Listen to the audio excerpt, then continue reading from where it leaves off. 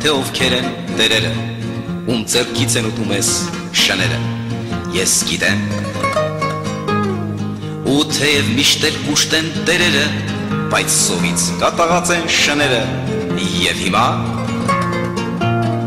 հենց էնպես չեն հաչում ես շները, ուշացրել են մի քիչ նրանց կերը,